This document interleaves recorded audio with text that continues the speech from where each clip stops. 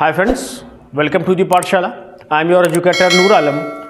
आज हम आपके लिए भूगोल के एक और टॉपिक के साथ में हाजिर हैं, जिसमें हम मकर रेखा, मानक समय रेखा और इसके साथ साथ भारत की सीमा किन किन देशों के साथ में लगती है, उस सीमा की लंबाई कितनी है, उस सीमा को किन किन राज्यों द्वारा स्पर्श किया जाता है या किन किन राज्यों से वो सीमा लगती है, इन सभी की बात करेंगे। और इसके अलावा कुछ ऐसे फैक्ट्स की बात करेंगे जो अक्सर आपके एग्जाम्स में पूछे जाते हैं और उन फैक्ट्स को देख करके आपके दिमाग में थोड़ी सी परेशानी उत्पन्न होती है, आप चकराने लगते हैं। तो उन सभी को आज हम इस वीडियो में क्लियर करेंगे। तो आपसे रिक्वेस्ट है कि वीडियो को अंत तक देखें, ताकि जो आपके डाउट्स हैं भारतीय सीमा को लेकर के, मानक समय रेखा को लेकर के, कर्क रेखा को लेकर के, या 8 डिग्री चैनल, 9 डिग्री चैनल या 10 डिग्री चैनल को लेकर के, वो सारे आपके डाउट्स क्लियर हो जाए।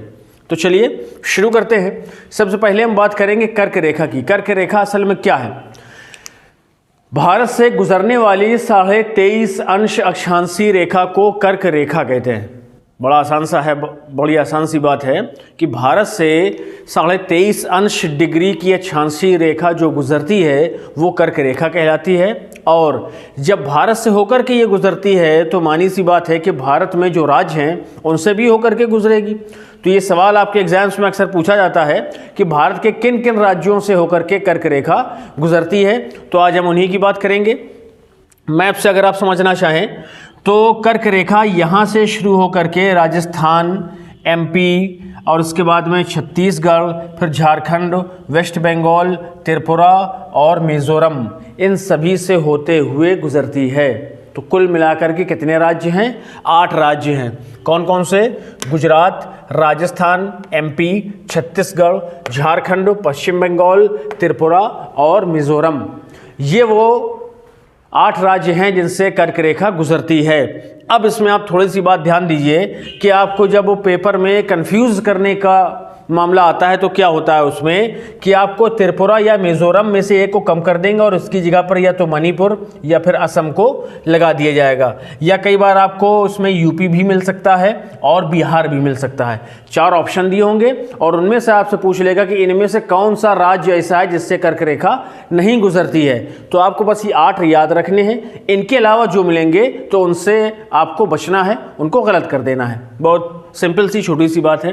इसके बाद मानक समय रेखा, जिसकी हमने पिछले सेशन में बात की थी, 82 डिग्री अक्षांशीय रेखा को भारत की समय रेखा, मानक समय रेखा कहते हैं।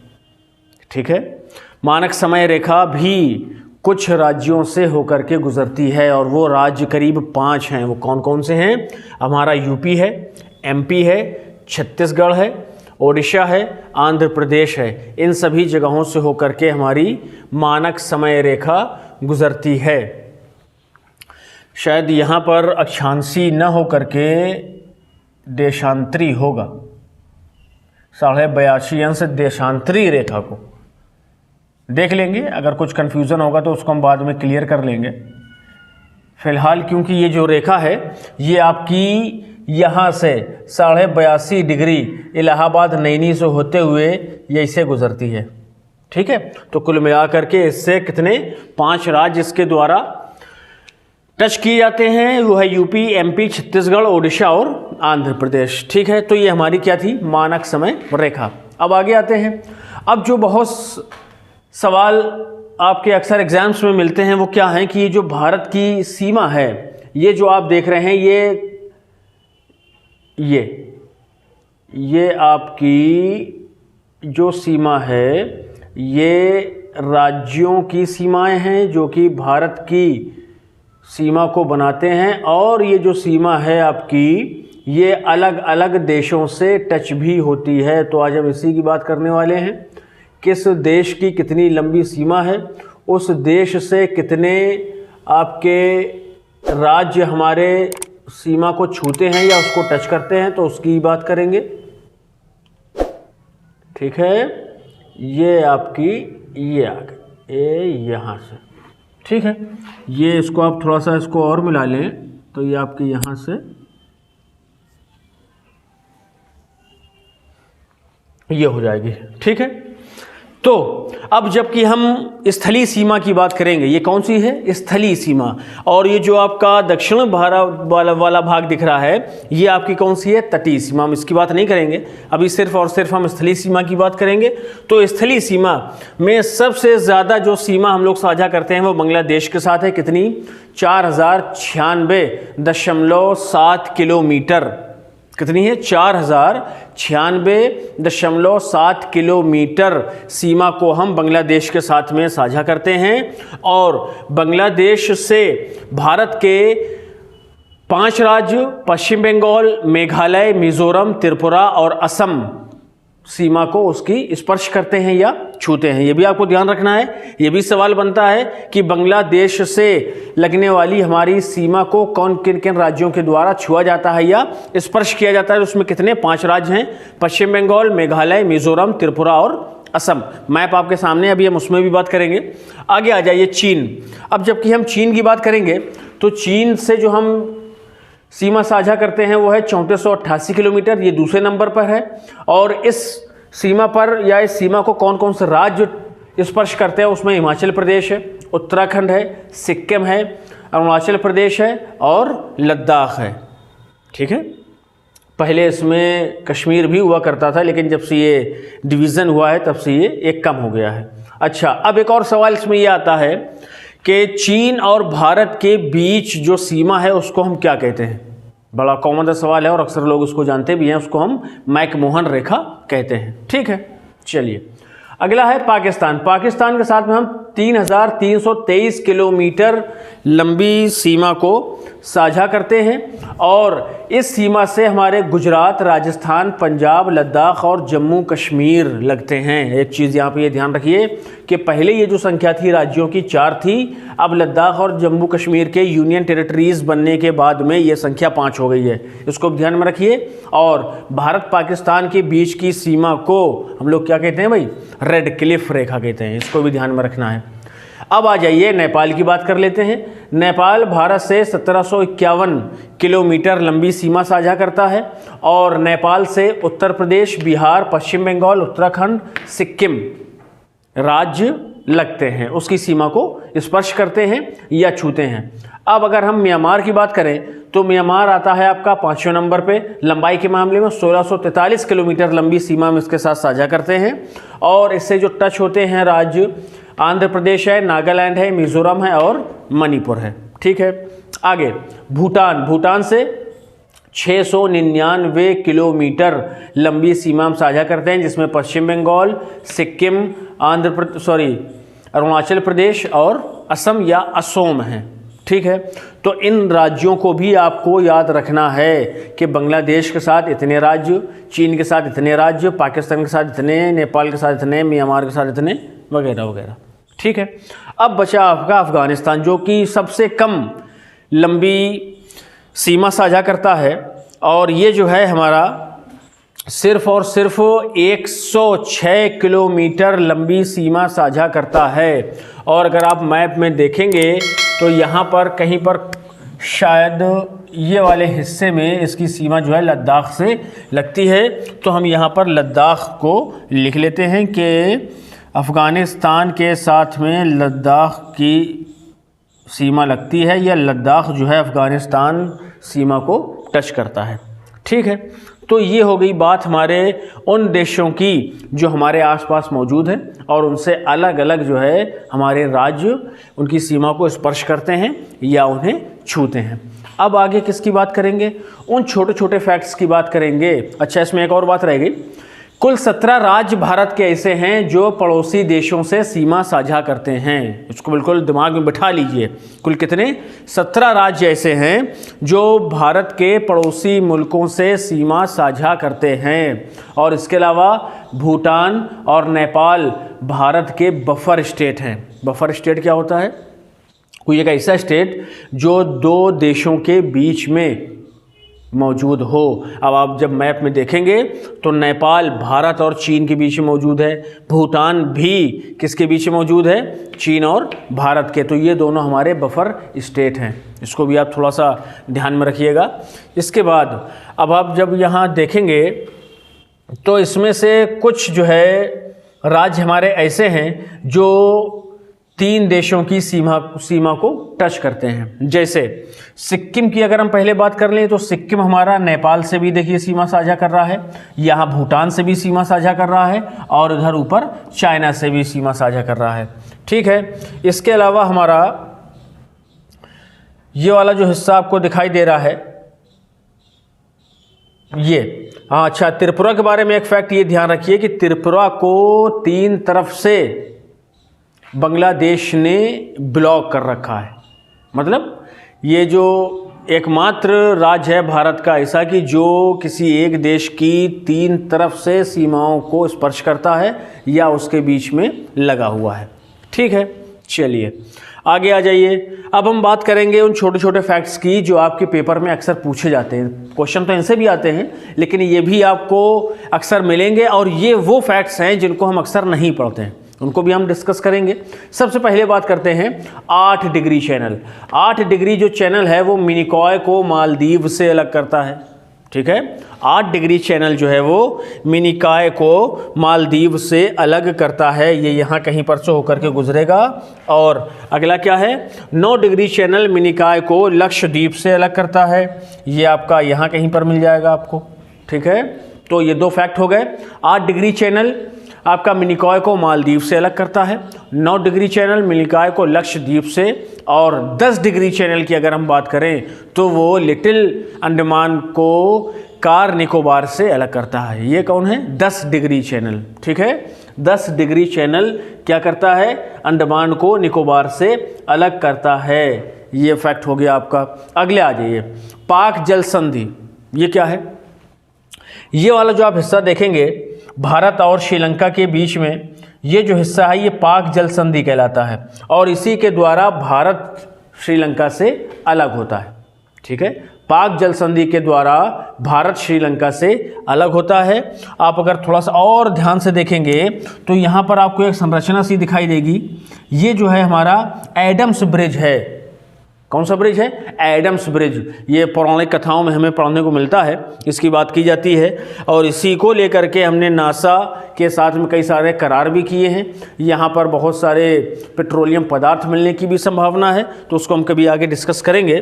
तो ये पॉइंट क्या था कि पाक जल संधि भारत को श्रीलंका से अलग करती है। अब इसी पाक जल संधि की बात होगी। अब तमिलनाडु और श्रीलंका के बीच में, यानी जो श्रीलंका को तमिलनाडु से जोड़ता है उसको हम एडम्स ब्रिज कहते हैं। एडम्स ब्रिज की एक और ख़ास बात क्या है कि इसी एडम्स ब्रिज में पंबन द्वीप स्थित है। क्या स्थित है, पंबन द्वीप। पंबन द्वीप एडम्स ब्रिज का भाग है, यानी इसके एरिया में कहीं पर स्थित है। अब जब हम एडम्स ब्रिज की बात करते हैं तो इसके उत्तर में जो है वो पाक की खाड़ी है, यानी उत्तर में ऊपर की तरफ चलेंगे तो पाक की खाड़ी है, और जब हम दक्षिण यानी नीचे की तरफ आएंगे तो हमें क्या मिलेगा, मन्नार की खाड़ी मिलेगी।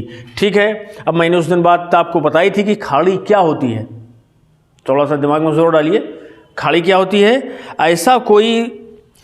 ऐसी कोई स्थल राशि जो 3 तरफ से जल राशि से घिरी हो उसको हम खाड़ी कहते हैं। या सॉरी, उल्टी बात हो गई यहाँ पे। ऐसी कोई जल राशि जो 3 तरफ से स्थल राशि से घिरी हो वो आपकी खाड़ी कहलाती है। सॉरी, थोड़ा सा कन्फ्यूज़न हो गया। ठीक है, तो पंबन द्वीप कहाँ स्थित है, एडम्स ब्रिज में। पंबन द्वीप के उत्तर में क्या है, पाक की खाड़ी, और दक्षिण में क्या है, मन्नार की खाड़ी। ठीक है, ये आपके पॉइंट हो गए ऐसे जो आपको अक्सर पेपर में देखने के लिए मिलेंगे और अक्सर आप इसमें गलत भी करके आते हैं। तो इन सभी पॉइंट्स को बड़े अच्छे से याद कर लीजिए। अब हमारा जो पॉइंट बचा है वो क्या है, ये जो हम अपना पश्चिमी घाट देख रहे हैं या पूर्वी घाट देख रहे हैं, इसमें आप जब ध्यान देंगे तो यहाँ पर ये हल्का हल्का सा पानी आपको दिखाई देता है।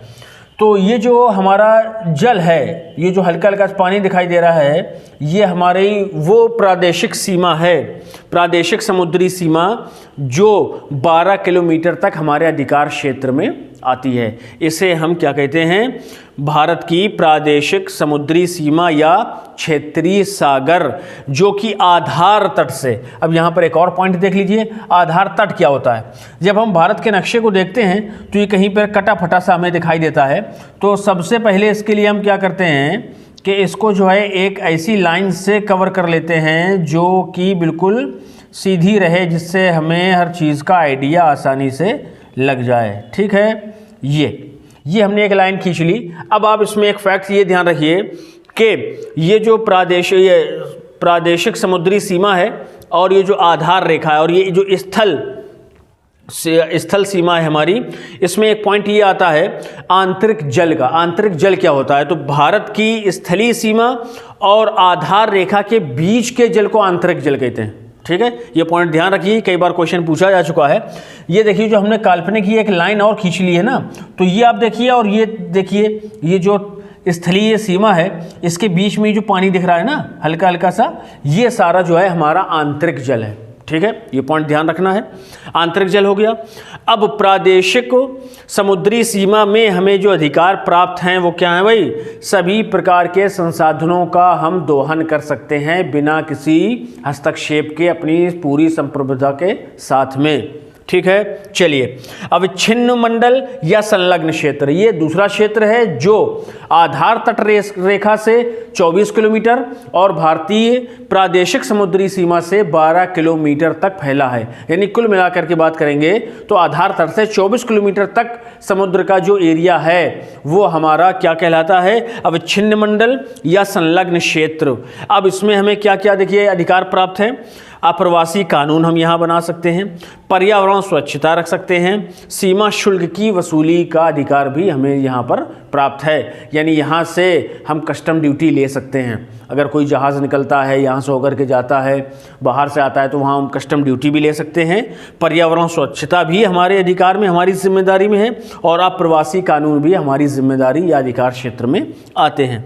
अब आ जाइए, सबसे इम्पोर्टेंट जो है हमारा वो है अनन्य आर्थिक क्षेत्र। अनन्य आर्थिक क्षेत्र क्या है? EEZ एक्सक्लूसिव इकोनॉमिक जोन, आधार तट रेखा से 200 समुद्री मील को ध्यान रखिए, नॉटिकल माइल कहते हैं, और एक nautical mile is equal to 1.8 मील, ये पॉइंट भी ध्यान रखिएगा, मील तक फैला हुआ है। अब इसमें हमें क्या क्या अधिकार प्राप्त हैं कि हम इस पूरे क्षेत्र में अपने अनुसंधान केंद्र भी स्थापित कर सकते हैं, जीवों का सर्वेक्षण कर सकते हैं, या जो सागरीय संसाधन हैं उनका भी दोहन बिना किसी रोक टोक के कर सकते हैं। ठीक है, तो ये जो सारी बातें हमने की हैं ये सारी हमारी ये समुद्री सीमा से रिलेटेड है। इसमें 3 क्षेत्र हैं। पहला है समुद्री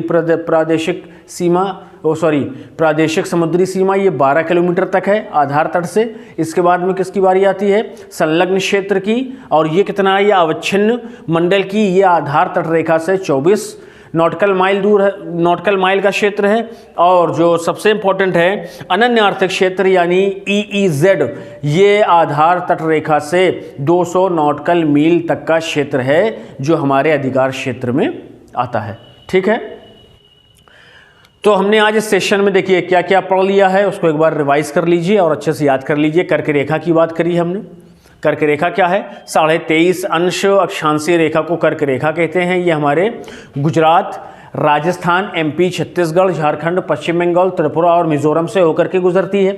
मानक समय रेखा 82.5 अंश देशांतरी रेखा को भारत की मानक समय रेखा कहते हैं। ये 5 राज्यों UP, MP, छत्तीसगढ़, उड़ीसा और आंध्र प्रदेश से होकर के गुजरती है। इसके बाद हमने भारत के पड़ोसी मुल्कों की बात करी, जिसमें सबसे लंबी सीमा हम किसके साथ साझा करते हैं? बांग्लादेश के साथ, 4096.7 किलोमीटर लंबी।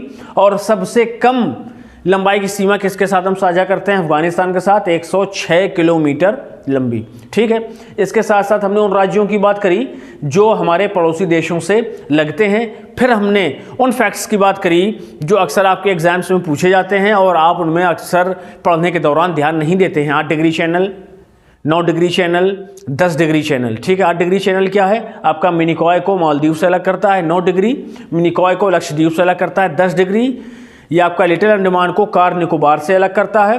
और पाक जल संधि क्या है, श्रीलंका को भारत से अलग करती है। एडम्स ब्रिज का क्या रोल है, ये तमिलनाडु और श्रीलंका के बीच में स्थित है। एक हमारा द्वीप है पम्बन द्वीप, जो कि एडम्स ब्रिज में ही मौजूद है। और एडम्स ब्रिज के उत्तर में पाक जल संधि है और दक्षिण में मन्नार की खाड़ी है। इसमें आप आसानी से मैप के द्वारा समझ सकते हैं। ठीक है, अब ये हमारा आज का सेशन हो गया। अब हम अगले सेशन में कुछ और फैक्ट्स को लेकर के आपके सामने हाजिर होंगे कि आपके एग्जाम्स की और अच्छे से तैयारी हो जाए। तो इस वीडियो को ज़्यादा से ज़्यादा देखिए, लाइक कीजिए, शेयर कीजिए।